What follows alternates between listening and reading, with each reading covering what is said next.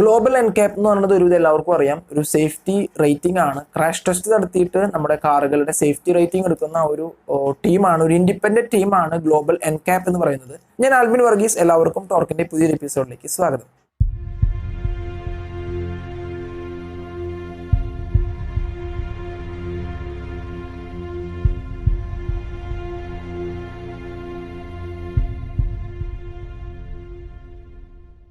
Global NCAP എന്ന് പറയുന്നത് ഞാൻ ഓൾറെഡി പറഞ്ഞു, ഒരു സേഫ്റ്റി റേറ്റിംഗ് ആണ്. ക്രാഷ് ടെസ്റ്റ് നടത്തിയിട്ട് നമ്മുടെ കാറിന് എത്രത്തോളം സേഫ്റ്റി ഉണ്ട് എന്ന് കണ്ടുപിടിക്കുന്ന ഒരു ടീമാണ്, ഒരു ഇൻഡിപെൻഡന്റ് ആയിട്ടുള്ള ടീമാണ് ഗ്ലോബൽ എൻകാപ്പ് എന്ന് പറയുന്ന ഒരു ടീം.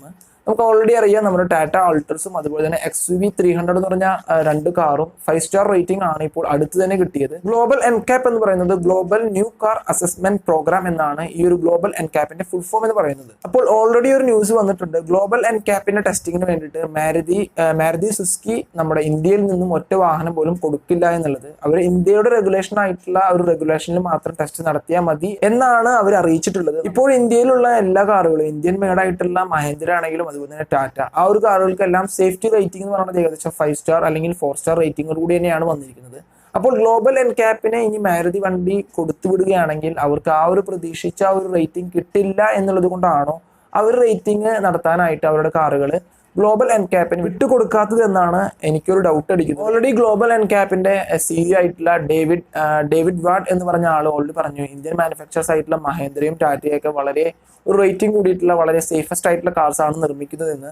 അപ്പോൾ ഓൾറെഡി ആ ഒരു കാര്യം കൊണ്ട് തന്നെ ആയിരിക്കുമെന്ന് ഞാൻ വിചാരിക്കുന്നു ഇപ്പോഴും മാരുതി സുസുക്കി അവരുടെ കാറുകൾ ടെസ്റ്റിങ്ങിന് വേണ്ടിയിട്ട് ഗ്ലോബൽ എൻകാപ്പിന് വാഹനങ്ങൾ വിട്ടുകൊടുക്കാത്തത്.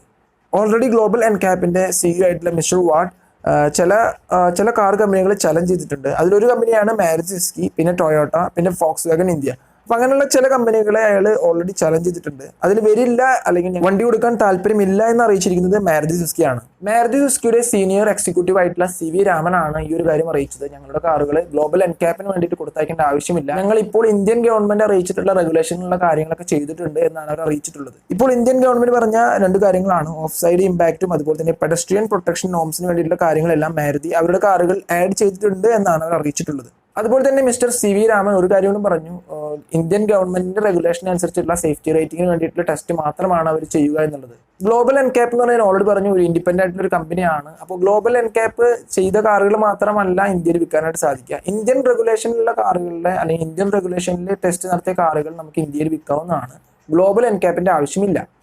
ഇന്ത്യയുടെ സ്വന്തം ഒരു സേഫ്റ്റി അസസ്മെന്റ് പ്രോഗ്രാം ഉണ്ട്. അതിന്റെ പേര് എന്ന് പറയുന്നത് Bharat New Vehicle Safety Assessment Programme ആണ്. അപ്പോൾ ആ ഒരു പ്രോഗ്രാം വഴിയാണ് ഇന്ത്യയിൽ ഏതൊരു കാറും സേഫ്റ്റി ടെസ്റ്റ് നടത്തിയിട്ട് ആ ഒരു കാറ് ആ ഒരു റേറ്റിംഗ് അനുസരിച്ച് ഇന്ത്യയിൽ വിൽക്കാനായിട്ട് സാധിക്കുന്നത്.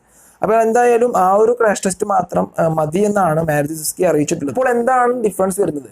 ഗ്ലോബൽ എൻകാപ്പ് എന്ന് പറഞ്ഞതും അതുപോലെ തന്നെ ഭാരത് സ്റ്റേറ്റിന്റെ റേറ്റിംഗിനും ഡിഫറൻസ് എന്ന് പറയുന്നത് മെയിൻ ആയിട്ട് സ്പീഡിൽ തന്നെയാണ്. പിന്നെ ക്രാഷ് ടെസ്റ്റിംഗ് നടത്തുന്ന ഡിഫറൻസ് ആയിട്ടുള്ള രീതി കൊണ്ടും തന്നെ ഗ്ലോബൽ എൻകാപ്പ് എന്ന് പറയുന്നത് ടോട്ടലി ഡിഫറെന്റ് ആണ്. ഗ്ലോബൽ എൻകാപ്പ് നടത്തുമ്പോൾ ക്രാഷ് ടെസ്റ്റ് നടത്തുന്ന സ്പീഡ് എന്ന് പറയുന്നത് 64 km/h ആണ് മിനിമം സ്പീഡ് എന്ന് പറയുന്നത്.